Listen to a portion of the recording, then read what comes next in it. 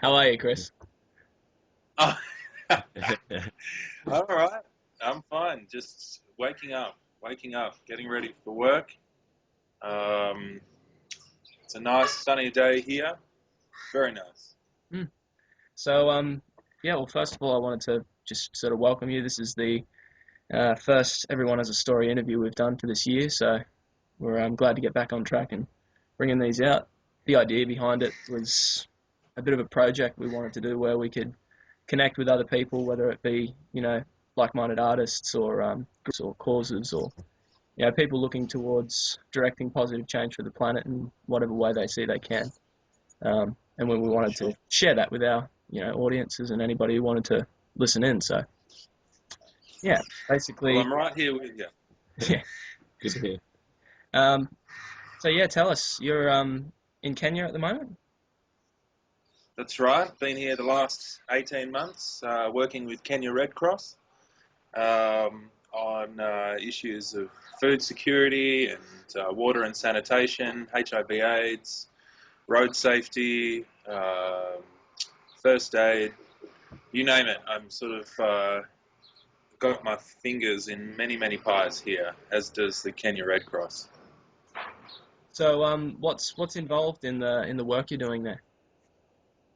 Well, my fancy title aside, um, I'm essentially a project manager, I guess. There's, up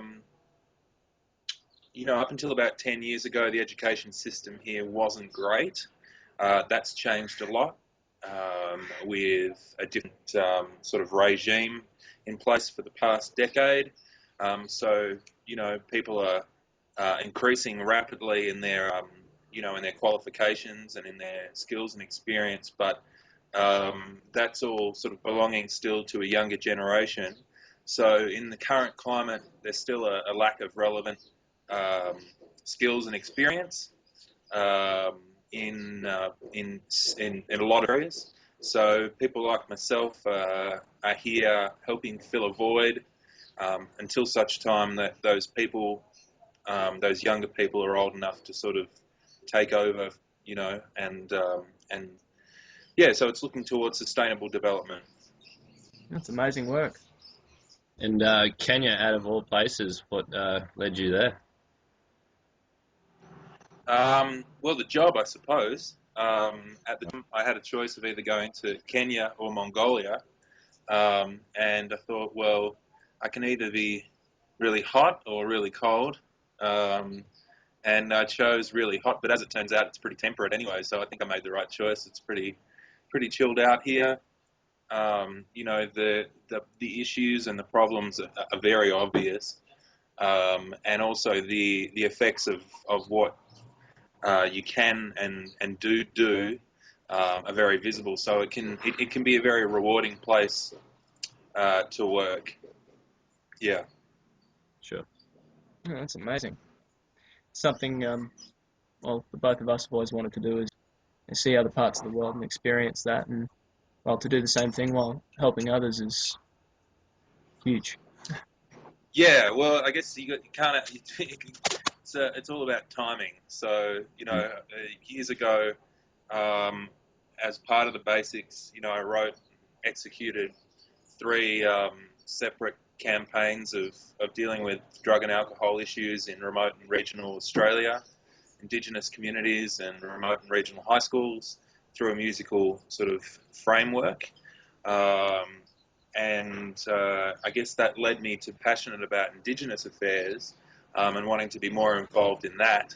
But I don't know, I guess I felt like at the age that I was and at the level of experience and understanding that I was, it's easy to kind of get lost um, in the issues themselves. It's all a bit too close to home. So one of the reasons that I did want to come to Kenya or just go overseas Mm. um, to get more experience was so I could separate myself from those issues at home and sort of focus on identifying root causes and some of the come face to face with some brutal realities without that extra added weight of it all being at home and it all being very personal. So it's sort of a bit of a trial, a testing ground, I suppose, for what I want to do in the future. Right. So, as you said, a lot of people would know you from the Basics and your work there in Australia and around the rest of the world.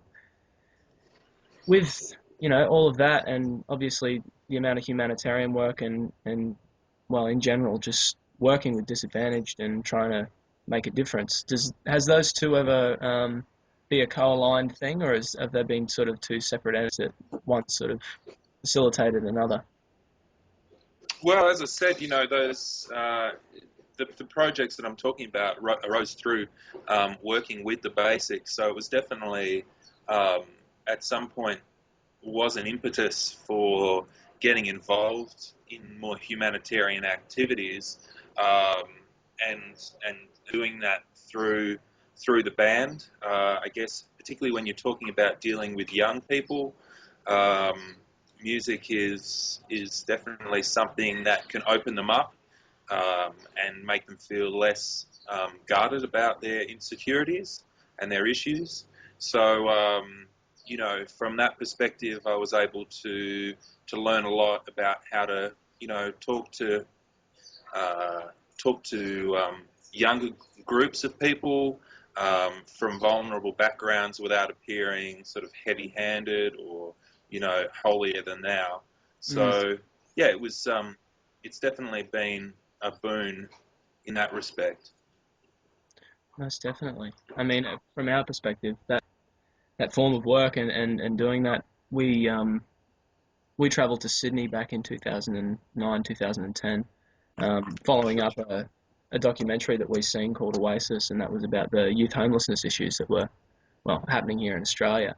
And that was at that time our first real experience with that information. We hadn't really known the depth of what really goes on or been exposed to it because lack thereof through mainstream media and what you'd normally be presented with. And we wrote a song off that, travelled to Sydney, worked with these kids and got to know the group that was involved in helping them. And that's been an ongoing thing, I suppose, an eye-opener for us as well as to moving into these sort of fields of redefining, I suppose, what it means to be a bit of a musician and what's possible, I think for a lot of years, obviously, there's been bands, artists, people who, um, through greater cause and through sense of self, through their music, are able to help people. And, for us, I suppose that's the vein, or at least the intention behind what we're trying to do. Yeah, well, As I guess it's always been a thing for us. I mean, and Wally and Tim are the same. Um, to try and have try and be artists, musicians with a sense of conscience. We've always had a sense of conscience as individuals, anyway. But in order to match that up, musicians with heart. But I think the thing that really gets it over the line is musicians with a set of balls, who are willing to take themselves out of their comfort zones and not just, do the odd, charity concert here and there, raising money for whatever, but actually get your hands dirty, um, mm, and, uh, get and do involved. some stuff in a more practical sense, and sacrifice a bit of your time, to actually, first of all, search and understand the issues, but then, come up with some kind of way of addressing them that doesn't just involve collecting money and passing it on to someone else who you think can do a better job, but actually collecting money and doing stuff with it yourself because through your own experience, the money is needed here, here, and here. So that's the big leap that some people uh, could probably afford to take. Not to be again holier than thou, but we've all seen Live Aid, we've all seen Band Aid and Live Wave Aid and all this sort of other stuff, and that's not really my gig. My deal is more getting down and dirty with the issues that are at hand and understanding them firsthand. Yeah. Right. Well, I mean, in our experience, that's everything we've tried to do is to be as involved in the issues that really matter to us, I suppose, and not so Are much you saying attack. that? Are you saying that I'm living your dream? Is that what you're saying?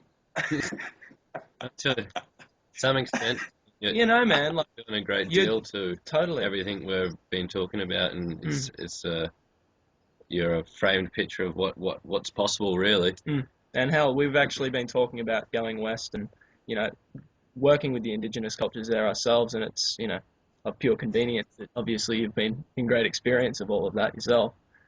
Yeah.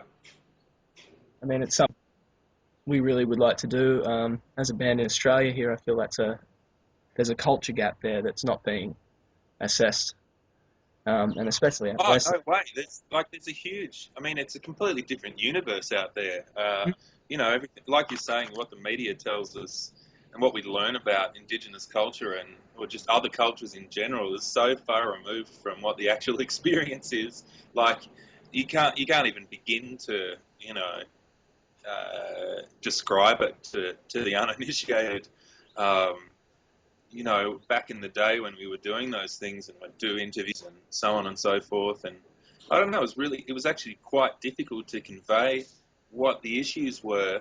I mean, Mm. you can spout statistics like, the youth suicide rate in the bush is 5 times higher than it is anywhere else in Australia, and it's one of the highest in the world. And people, that's something people can sort of latch on to. But there are root causes of that and other insidious sort of symptoms and causes that are very difficult to distill into something that can then be easily communicated to somebody.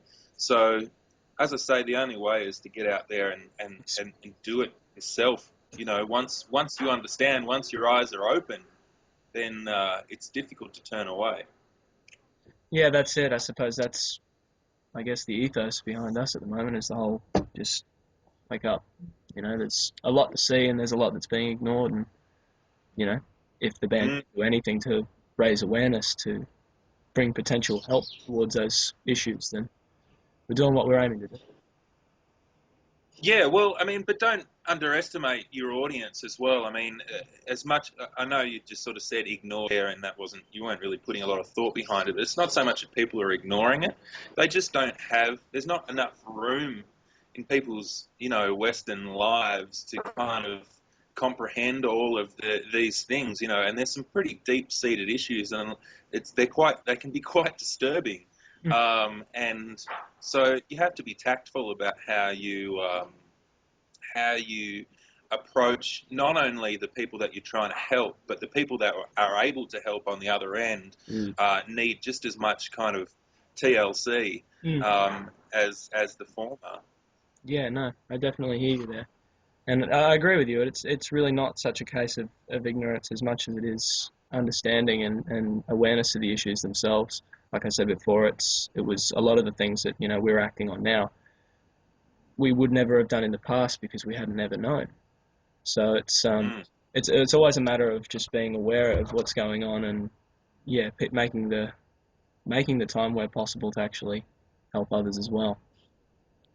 You You're look, getting There's a attacked. very Big. huge bumblebee hovering over my head. Anyway, Are they? sorry, go on. They're monstrous things. The bugs here are huge. Like they don't do anything to you, but they're visually very Intimidating. intimidating. Much like Australia. Mm. Well, some of the animals. Yeah, except the ones in Australia, you're warranted by running away. These ones, they don't actually do anything to you. They just kind of hover around, lurk around, acting weird. classic. Hey, with your work with the basics now, I mean, obviously you've been working here for quite some time and following that experience. Where are you at now? I know I seen a video recently of you watching the new album, listening to that for the first time, which was quite good. um, so have you got any plans for the basics for what comes next? Well, yes, I guess. At the moment, we've got a couple of new records coming out. They're sort of companion pieces, Mm. and they're both from the they're both coming from a place of, well, this is the basics so far. You Mhm. know, one of them is called Ingredients, I should say, which is sort of an essentials compilation that our that the record company have put together of cuts from all of our releases. I think we've had 4 albums and 5, 6, 7 EPs and other things. So they've put together sort of a 20-track essentials thing, much like Crowded House's Recurring Dream. And then to go along with that, we were very, very active during the first 10 years. We recorded a lot of stuff that we never followed up on or never used, or some of it was finished or very close to being finished. Yeah. Some of it is just demos, and we've compiled a 38 track set of the best of that stuff, called Leftovers. So you've got Ingredients on the other hand, which is the stuff that has been released so far, and then Leftovers, which is a collection of stuff which maybe should have been released but hasn't, and now is. So that's the stuff that we've got coming up right now, and that's available iTunes, vinyl, CD, bloody 8-track DVD, CD-ROM, whatever. Yep. You can find out about it on the Facebook and on the Twitter. Um, Yeah, the usual and spiel. beyond that, exactly. And beyond that, it's yet to be what happens beyond that. I think he's actually been the one who's most talked about sort of reconvening, and despite his Gautier success, I mean, he always loved getting behind the drum kit and smashing it, which he doesn't really get to do. So I think at some point, either this year or next year, we'll probably get together and maybe do another album. I guess we've got to write another album first, and I don't know. I guess that it's an open door, an open book, open door. It's an open lock, maybe. Um, so we'll just see what happens with that. But in the short term, yeah, we've got these 2 compilations coming out, and most of the stuff, actually almost all bar 1 track on Leftovers, people wouldn't have heard before. So it's essentially a new album, and 38 tracks is nothing to, sniff at. Yep. Yeah, most No, certainly not. that's a lot. A lot of material. It's like for us, we're deciding whether an album would be suiting for us, and we haven't done one before, but it's that mammoth task of saying yes, and if yes, can we actually do it? Yeah, So committing to the plan. you know, Yeah, I've been through that, my friends. Don't worry, I've been through it all. Despite our, you know, we've it's tough. It's tough. Like, you guys are doing well, just sitting here in front of a camera, actually doing something a little bit unique, and taking yourselves out of the comfort zone. So I think you're on the right track. Thanks, man. cheers. Do Yeah. appreciate that. It's not never been something we've never been like looking for some way of getting out there in some unique manner or anything like that. It's not been a marketing ploy. It's just been asking around, literally going, well, what do we want to do with this? Like, we've got the potential as a band to say something. What do we want to say? And part of What do us, you like, say? what do we want to say? I don't know. We want to see change, my Maybe friend. that's We what want you're to, trying to figure out now. Maybe that's what you figure out. quite possibly, and I It expect is. that to evolve. I guess. You Yeah. know. You I mean, can't the think more. about it too much. You can't think about it too much, because you know what? Despite your Well, best intentions, people will just make up shit about you whatever they want to. So, um, you know, it's you kind of just have to put your faith in the fact that you're a band and you're a bunch of guys that get along and want to play music together, and just kind of go, well, this is us. yeah. And that's it. That's often the best you can do. If you can find a good, promoter or record company and stuff, they might be able to package it in a certain way, but it's probably not going to be the way that you want it to be anyway. So you sometimes it's just good to be at peace with what is real, which is how many guys in the band? Three, four, five, Hey, Right. three, doing your thing, and then shit happens from there. So don't think too much about it. Just go and do it while you're still young, bro. Oh, to be yeah, we got to young get at again. it, eh? Oh man, no, it's for us. It's a bit of a vision of what can be done. Eh? Like we've got a lot of goals and a lot of things we want to see achieved, but it's a long road to get there, and we know how much it's taken us so far to get this far. And that's been a road in itself.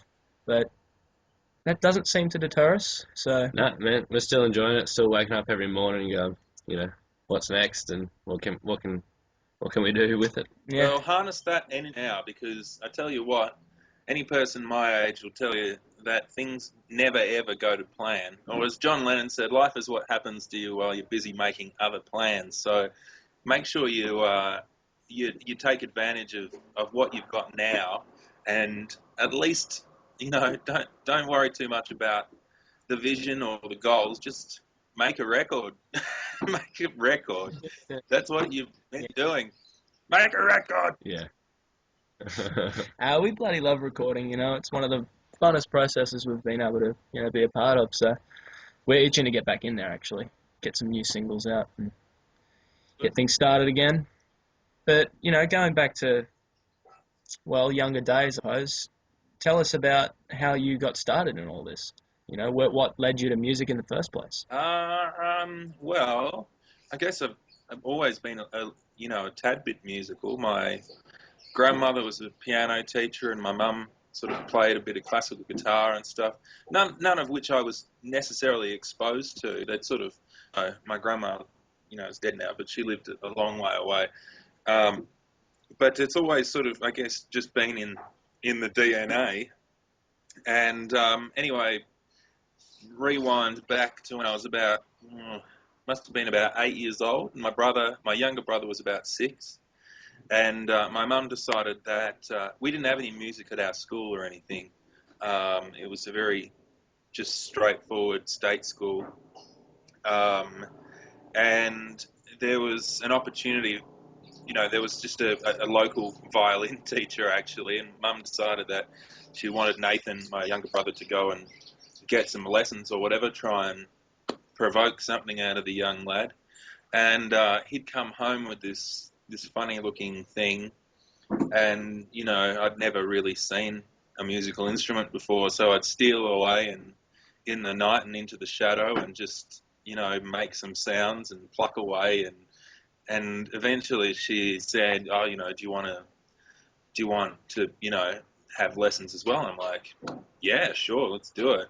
So yeah, for the first, during primary school, I guess whatever that is, whatever, I think it was eight, I was playing violin, and then I was offered a music scholarship following some from a private school, a local private school. So music just became my you know way of getting through life, I suppose.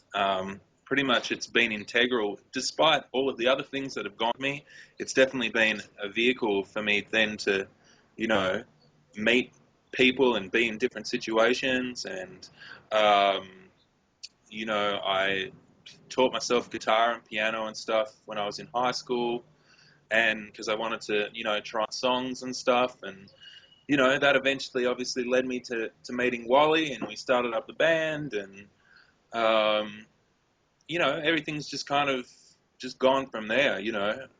Try as I might, music just kind of sticks to me like glue, so to speak. You still manage to find time to write while you're away, and I'm sure I've definitely got time, but for the first yeah, year while I was away, I didn't at all. Like I didn't. I've played a couple of small gigs for the Australian Embassy here.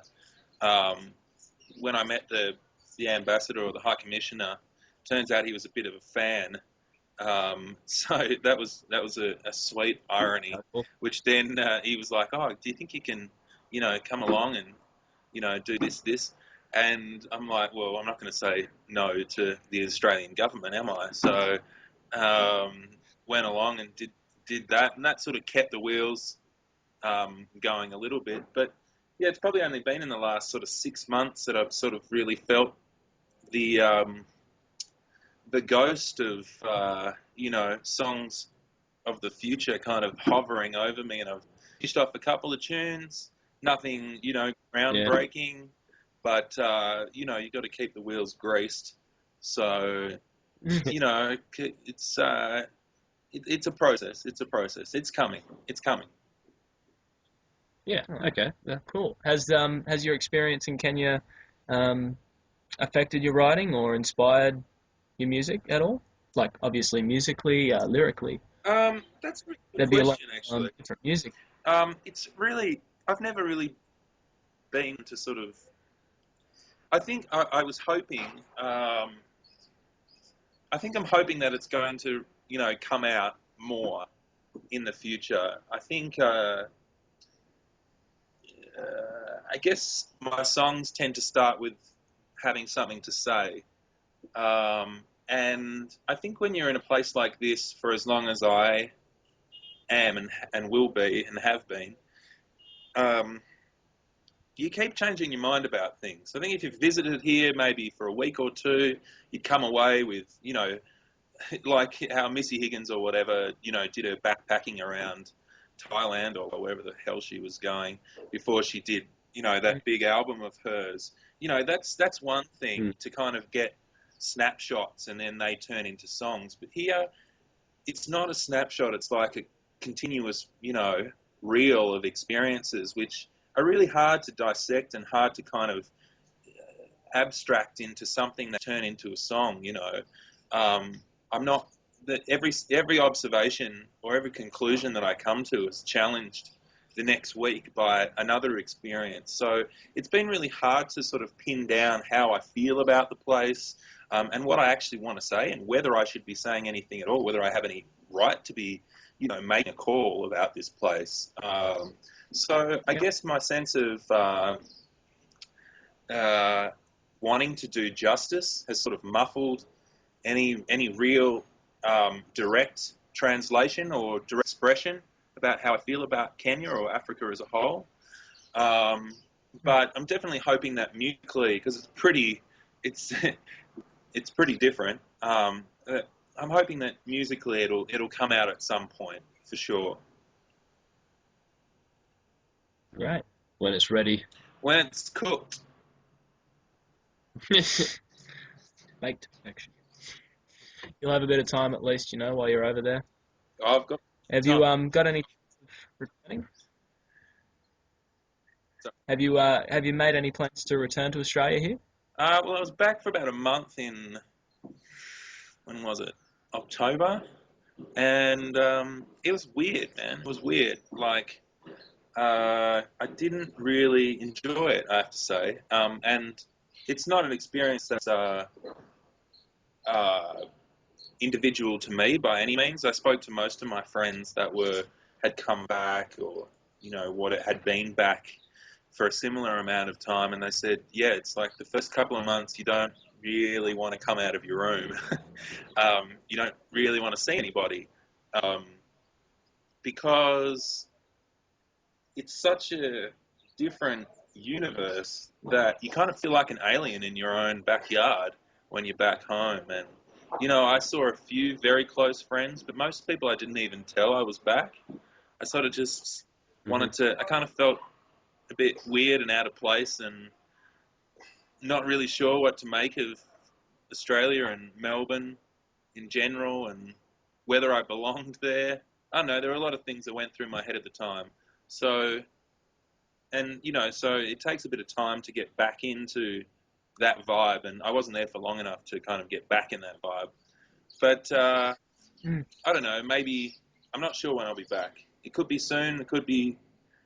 It depends on a lot of things. So I'm planning to be here for about another year to 18 months, but that could change drastically because we've got these federal elections happening in about less than 2 weeks' time, which could really change the ball game entirely, depending on who wins and whether people will allow them to take power and all this other crazy stuff that's going on. You know, it's a daily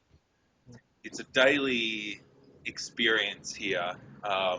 So here we go. We've got someone promoting their local member right now. Basically, they jump in trucks, put lots of posters on the side, and play loud music and jump around in the back, and that's their way of promoting their candidate. So, yeah, it's a bit of a crazy time here at the moment, and that could that could change my plans drastically, depending on how violent or not violent the situation gets. Hey, call me crazy. It seems slightly more efficient to run an election campaign out the back of a truck than funding and shoveling millions of dollars into it just to see how it goes. Don't worry, those millions of dollars are still being spent. They're just, it's Not being. it's just they're not being Yeah. spent in these rural areas. I'll tell you that much. They've got all their helicopters and their fancy cars with their, and their huge billboards, and they've still got all that stuff. They're not. They don't want to take any chances when it comes to control over the whole country. Yeah. So it's still very much the same as it would be here. Well, it's probably even more so. Power is power wherever you go, and I think people can be very harsh towards the way that Australian politics works. But honestly, I think if you spent enough time here, you'd be actually applauding how democratic Australia is by comparison. And with all respect to those people that notice the shortcomings of our electoral system, we're basically in heaven by comparison. So at least people don't get assassinated and things like that. Yeah, true. That's the picture I suppose it needs to be painted as well as the stark difference between places like that and what actually goes on. Pays to know. Allows you to gain a little bit of boundary as to what it's like A at little bit of home. perspective, I think, is the word. A bit of context. Yeah. Yeah, totally. Sorry, I ran out of battery. That'll do it. It's all right. Lost you Slight, for a second. slight change of scene, That's fine. just so I can be next to the power. It's okay. It's good to have you back. Mm-hmm. Yeah. So as I was saying, have you got or made any or even dreamt up any future potential plans for yourself? Going into whatever may come. Oh, mate. Not really. I guess I'm waiting to see what happens here first. As I say, like the plan is to be here for another year or so, because I've got a bunch of projects that I'm working on that I'd like to see through, as any decent human being would. Um, but it depends on what the situation is here. So if things get out of hand, then and I need to run away, then I might need to review that situation and go back to Australia and just work for a while until things calm down, and then maybe revisit it in the future. I'm not sure yet. Like it's all a bit up in the air, and I won't lie to you, it's been on my mind the last couple of weeks, particularly as things have sort of heated up in the last month towards this election. And it's quite a stressful situation actually to sort of be so uncertain about your own not in your own future but your own safety. So I don't know. I guess I'll just see when the time comes and just make a decision. Keep making decisions as we go. Yeah. No, I understand that. And on that note, I think it's enough said that there's plenty going on. But most of all, we just want to thank you for your time, Kris, and that the talk we've had has gotten something together. Yeah, most definitely. I mean, it's an absolute pleasure for us to have spoken to you, mate. And is there anything, to wrap this up that you'd like to be able to say? Well, just if people are interested in contributing and they sort of get what I'm on about, then the best way is well, there's couple of different ways you can, if you're actually interested in actively being involved. Check out the Australian Red Cross website. There's positions available for people in all walks of life, in all parts of the world. So there's those opportunities. But then as a band, the Basics, I'm pretty active in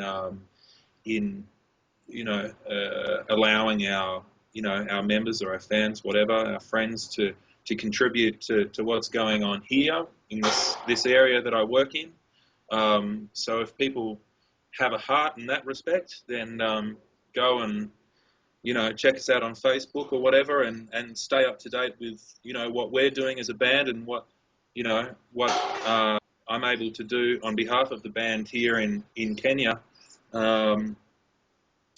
Yeah, because there's always people in need. So yeah, just get on board. Awesome. No worries. Thank you very much. And yeah, we'll hopefully stay in touch and yeah, keep us up to date with what's going on over there. Let us For know how that sure, mate. election.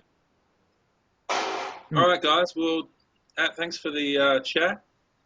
Good afternoon to you. Good morning to me. And we'll speak soon. Yes, we Yeah, will. no worries. We'll get it edited up, and if you like, we can put it on a Dropbox, and you can check this and see what you think. It should be within the next week. We could get that all together for you if you want. Just check it up. I'm sure it'll be fine. Yeah, sweet, man. Awesome, dude. Hey, before we go too, I just off interview question. I'm purely curious here because we've spoken about it this year ourselves for the band to actually want to go and work, west of Queensland a bit and work with some of the Indigenous communities there, and I suppose in a very similar respect to what you've already done. So, is there any advice or words of wisdom you could there on that experience? Or we're looking at doing it through grants to fund it. So, Yeah, well, it's definitely possible. I mean, our stuff was through the federal government. I think it's called the Contemporary Music Touring Program. And if you come to them with a solid plan of, what you're intending on doing, how you're going to do it, and actually sort of, have a solid itinerary and something that's realistic, then they're usually Yeah, pretty open to cases like this. So that would be my first stop. Um, there are other, arts organisations around, but I haven't found them necessarily to be as open or as easy to deal with. So um, yeah, I don't know. Queensland used to have a lot of stuff. I don't know with your old mate Campbell or whatever now where they're going. Um, yeah, but there was definitely back in the day, Queensland definitely had a lot of programs that might have been able to assist. But yeah, the contemporary music touring program has been going on for a couple of decades now, maybe. I'm not even sure how long. And their application process is pretty straightforward, and they've got a pretty good understanding of what works and what doesn't. And, they were always very good to us, so I'd check that out if I were you. yeah. All right, for sure. And you mean on the experience on the whole out there when you had to work with the schools? Did you work directly within the schools performance wise, or did you Yeah. organise set tour shows as well when you went through the area?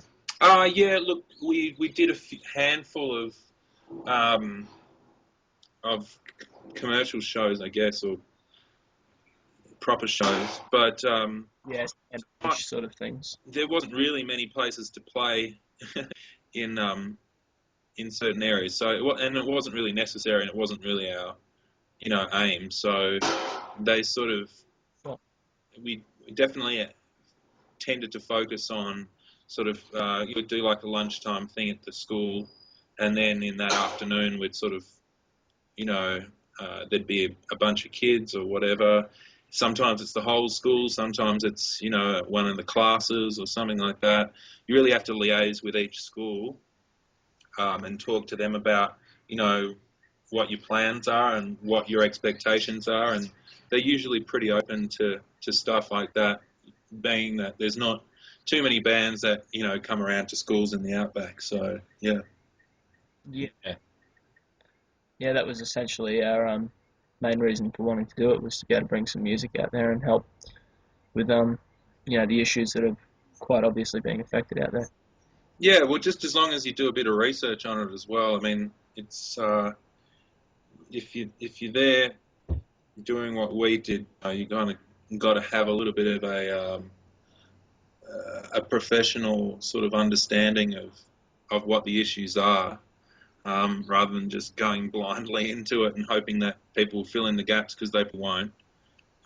So just Yeah, make sure you're prepared for what you're planning to do.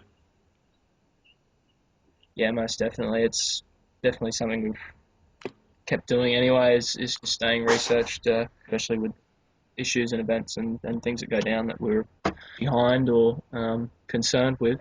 It's better if you're going to say something about these things to actually be well informed. Otherwise, it sort of, well, actually, it doesn't work at all.